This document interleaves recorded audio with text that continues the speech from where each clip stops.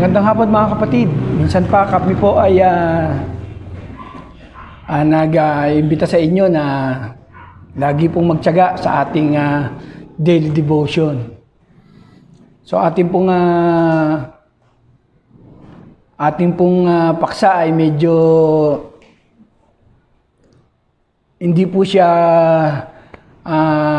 sunod-sunod kasi nga po ay medyo inaaral pa po yung ating mga topic at naghahanap pa po ng magandang topic po yung ating kapatid para sa mga susunod na buwan.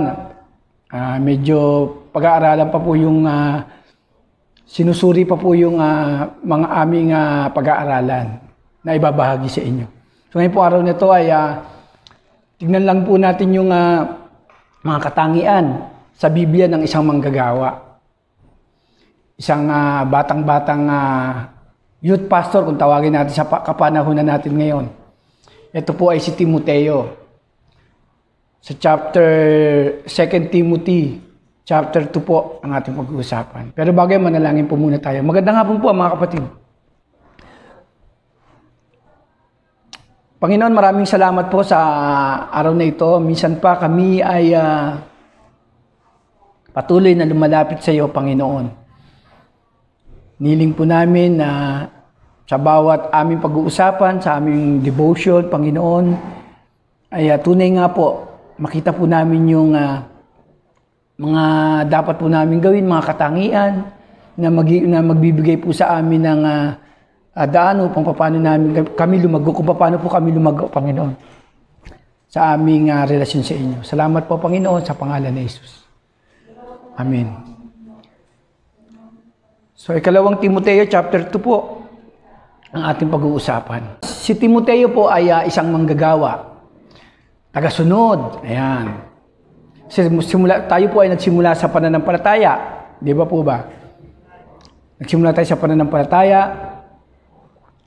At hanggang sa dumating yung pagkakataon na tayo ay sumusunod na sa Panginoon. Sinasapamuhay na natin.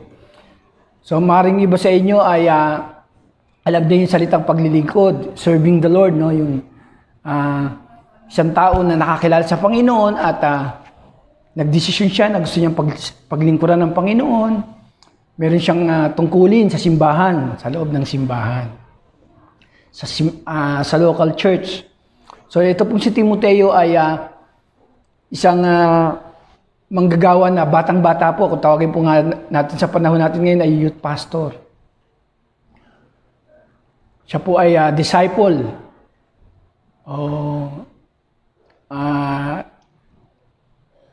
Dinisciple po siya ni Apostol Pablo. Background lang po, si Timoteo po ay Grego ang kanyang ama, naman ang kanyang ina. At si Timoteo ay pinagkatiwalaan ni Apostol Pablo. Siya po ay tinuruan upang magturo din naman sa iba. Sa chapter 2 po. Pasensya na po kayo, medyo tumataas po yung acid ko. Ang mabuting kawal ni Kristo sa chapter 2 ng 2 Timoteo. 1-13 po. So ang paggubilin sa kanya ni Pablo, sabi rito, hindi na po natin babasahin, no? Medyo mahaba po yan, hanggang 13. Ganun pa man, kukunin na lang natin yung mga mensahe na tagubilin ni Apostol Pablo kay Timoteo sa kanyang paglilingkod. Dahil siya po ay pinagkatiwalaan ng isang gawain at pinagpayuhan siya ni Apostol Pablo kung ano yung mga dapat niyang gawin dito sa Timoteo. Pag ikaw po ay tinatawag na manggagawa o tinatawag na kawal o tagasunod ni Kristo, yan. Pag ikaw ay tagasunod, tinuturing kang sundalo ng Panginoon o kawal.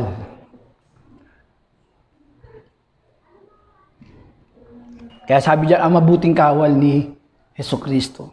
Tagasunod tayo ng Panginoon, sundalo ng Panginoon. At ang mga sundalo may mga responsibilidad yan, may mga meron silang gawaing hinahawakan. Sabi niya sa unang chapter 2 verse 1, ang salitang binitawan ni Apostol Pablo sa kanya dyan ay magpakatatag. Siguro medyo daan lang natin. Sabi niya, 2 Timothy 2 chapter 2 verse 1. Ngunit Timoteo anak, sabi niya, magpakatatag ka sa tulong ni Kristo Jesus. Verse 2, ang mga narinig mo sa akin, sa harapan ng maraming saksi, ay ituro mo naman sa taong mapapagkatiwalaang magturo naman sa iba. So una, magpakatatag. Ang isang manggagawa, isang kawal,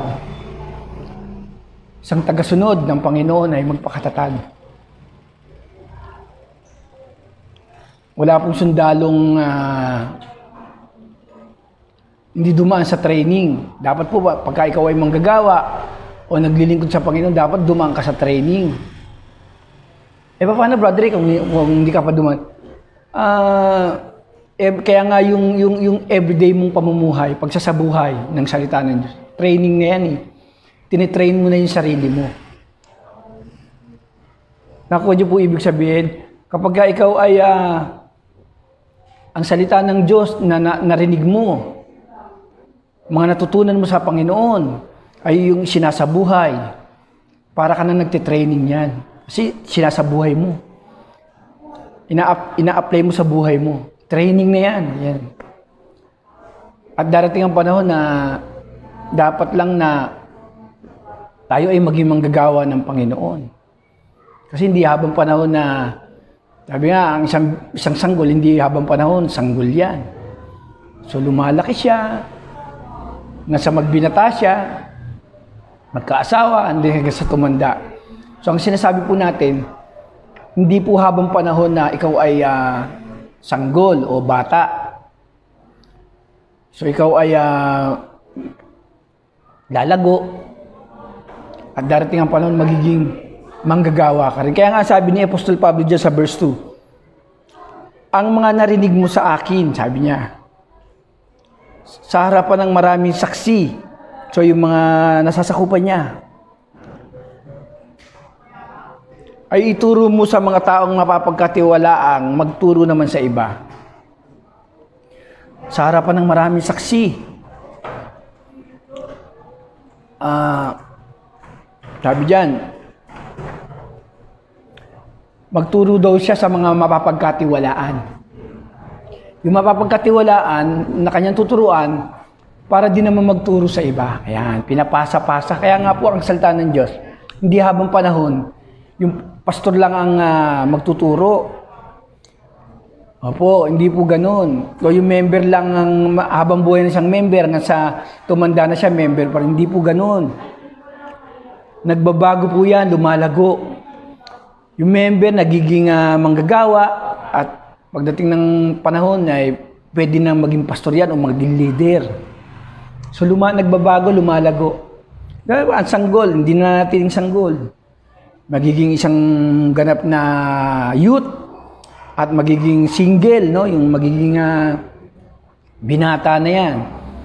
At hanggang sa magkaroon ng asawa. So nagbabago. Ganun po ang spiritual po. Hindi habang panahon po ay nakikinig ka lang. Darating ang panahon na lalago ka at ikaw ay magtuturo din naman sa iba. So ang susi po dyan sa chapter 2 verse 1 to 2 ay magpakatatag. Kasi yung iba parang ibang member kasi parang gusto lang makikinig na lang eh. Hindi po ganun mga kapatid. Parang sinabi na natin yung sanggol, habang buhay na lang siyang sanggol. Hindi na siya magbibinata. So ang isang mananampalataya, hindi siya nananatiling hindi po siya nananatiling member. Siya po ay lalago at maglilingkod sa Panginoon at magiging manggagawa. Ayan. Sa chapter 2 verse 3, ito sabi ni Paul, magpakasakit katulad ng isang mabuting kahawal.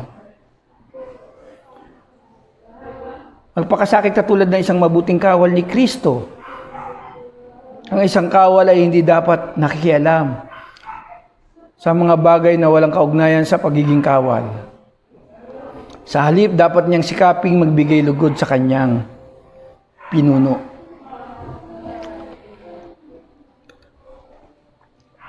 Ano po ba ibig sabihin ng magpakasakit? Naalala niyo po yung sabi ni Lord sa mga disciple? Pasanin niyo ang inyong mga krus. Ibig sabihin, pagpapakasakit yun. Makikihati ka sa hirap ni Kristo. Makikihati tayo sa kaligtasan. Dapat nakikihati tayo sa paghihirap ni Kristo. Yun po yan eh. Nakikibahagi tayo. Hindi yung Lord, ikaw, pagdating sa pagpapakasakit o sa hirap, sa iyo lang yan, Panginoon. Pero pagdating sa glory mo, doon na lang kami isama. Hindi po ganun. Ibig sabihin nung una, bagamat nung una, hindi pa natin naiintindihan yun. Kaya nga po, ang Biblia po, nagpapatuloy. Hindi mahihinto yan sa kailangan mo lang manalig kay Kristo at hanggang yan lang. Hindi mo alam yung paglilingkod. Di ba po? Kaya sabi niya, magpakasakit ka tulad ng isang mabuting kawal ni Kristo Jesus. Dahil ikaw ay tagasunod, tayo ay tagasunod ng Panginoon, tayo ay kawal ng Panginoon, magpakasakit. Handa tayong makaranas ng hirap, pagtitiis, alang-alang sa ating Panginoong Hesus. Ginagawa naman natin yan, di ba? Minsan nga, sa pamilya natin, ginagawa natin yan eh. Handa ka magpakasakit para sa pamilya mo. Kung kinakailangan magbuwis ka ng dugo,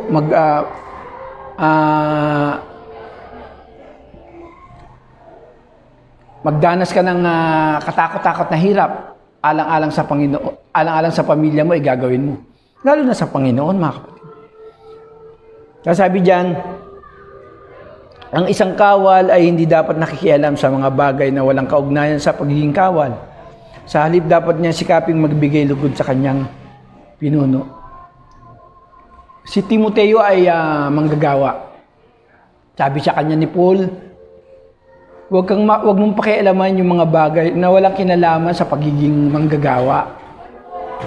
Sabi yung gagawin mo, huwag mong pakialaman yung hindi mo gawain. Ang pakialaman niya yung kanyang gawain. Kawal siya ng Panginoon, yun dapat siya mag-focus. Doon po dapat tayo mag-focus bilang isang manggagawa. Ano ba sabi? Sa halip, dapat niya sikaping magbigay lugod sa kanyang pinuno. Dapat lagi daw piniplis ang Panginoon. Mabigyan ng karangalan ng Panginoon sa ating mga manggagawa. Brother, hindi naman ako manggagawa eh. Dapat sabi sa Bible, in everything you do, do it for the glory of God. Kumakain ka, umiinom ka, gawin mo para sa karangalan ng Diyos. Kung yun sinabi yun, ito naman, sinasabi rito, pag ikaw ay naglilingkod, kaya ka naglilingkod, gusto mong malugod sa iyo ang Panginoon. Yan po ang isang taglay dapat ng isang kawal ng Panginoon.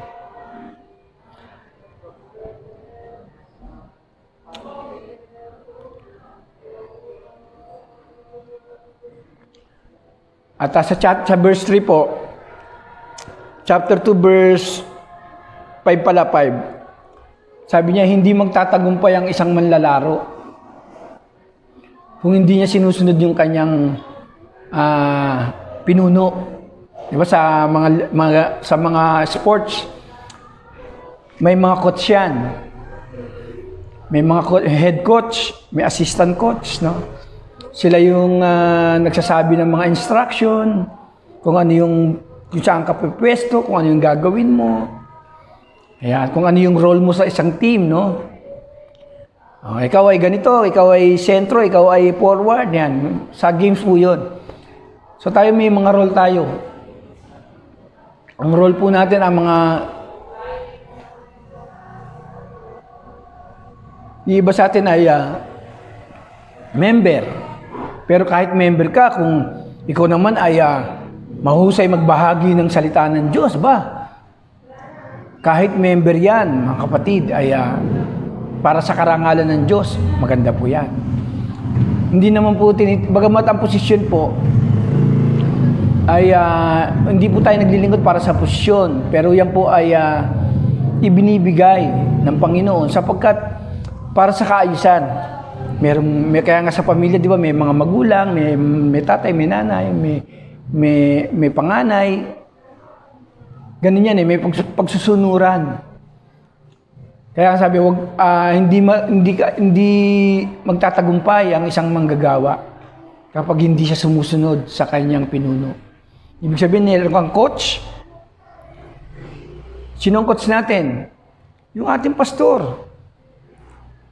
Sila yung nilagay ng Panginoon. So sila yung nagsasabi sa atin at kung paano maglingkod, kung ano yung ministry na dapat mong gawin. Sila yung nag-a-advise sa atin na ganito ang gawin. So hindi daw tayo magtatagumpay sa buhay natin bilang Kristiyano kung hindi tayo sumusunod sa ating mga pinuno, sa coach. Naman po, kanina po sinabi magpakatibay, magpakasakit, at wag pakialaman yung walang kinalaman sa pagiging kawal. Ibig sabihin, kung kawal ka ng Panginoon, kung ikaw ay tagasunod ng Panginoon, wag mong pakialaman yung hindi mo gawain. Ang pakialaman natin yung pagiging kawal mo sa Panginoon. Yung paglilingkod. Kung walang kinalaman sa paglilingkod, wag mo na raw pakialaman yun. Okay po? At kung papansinin niyo po dyan, sabi dyan sa verse 6, ang magsasakang mabagal yung may Okay, verse 5, hindi magtatagumpay ang isang manlalaro kapag hindi siya sumunod sa mga alituntunin. Talon tayo sa verse 7. Verse 7, 2 Timothy chapter 2, verse 7. Dilidiliin mo mabuti ang sinasabi ko at papaunawa sa iyo ng Diyos ang lahat ng ito. Pag binasa mo yan, chapter 2, verse 1 to 13,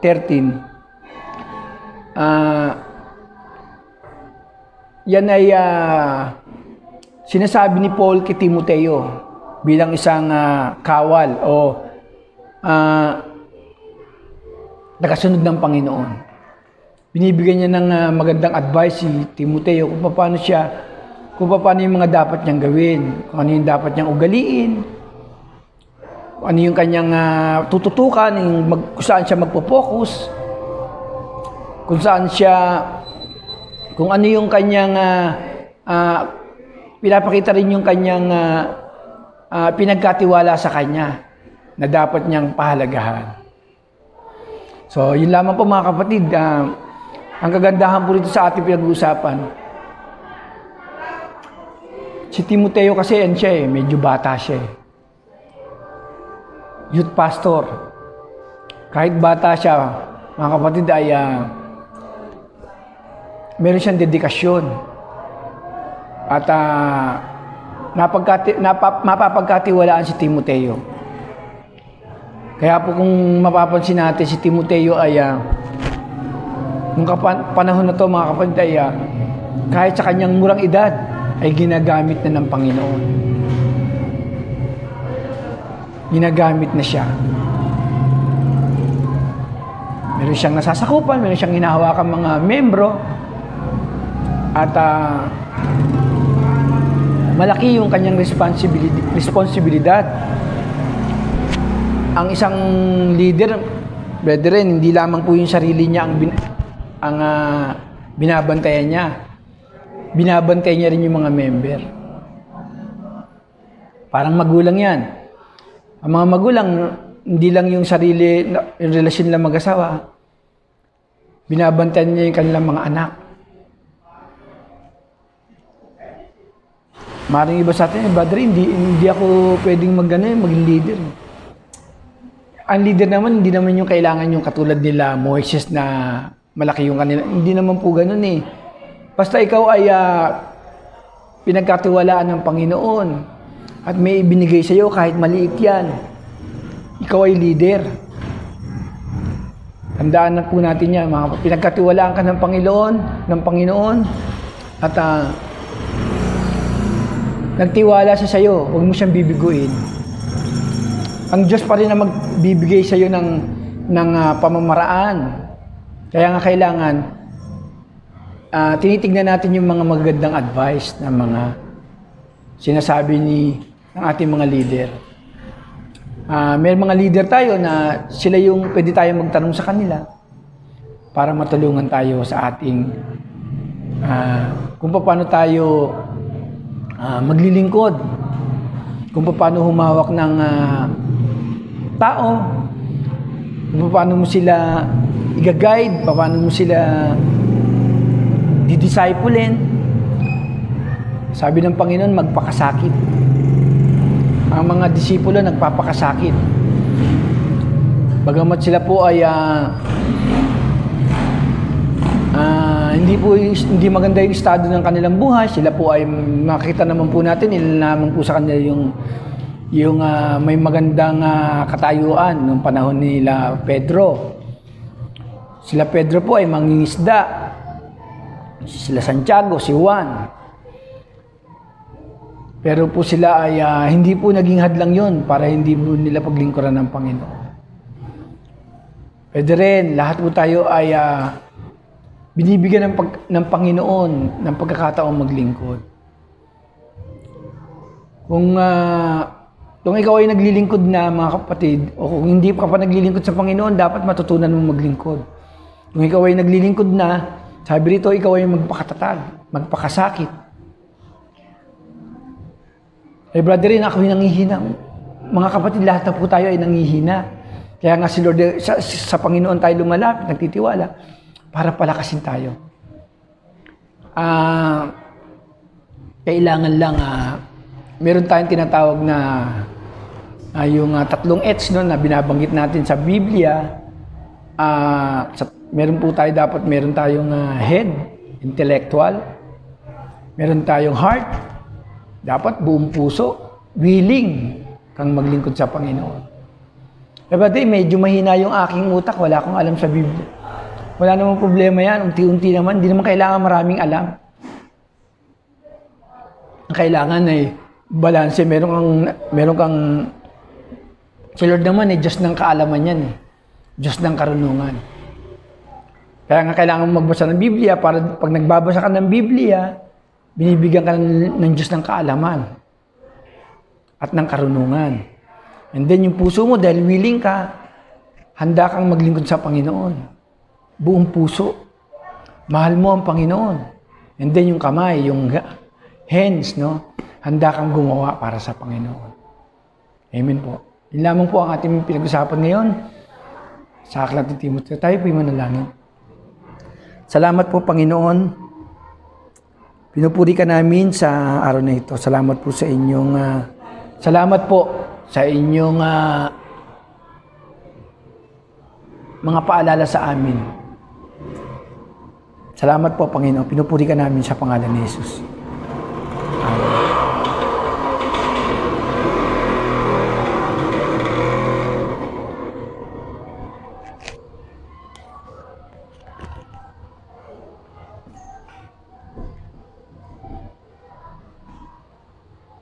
Sir, kayo na, sir.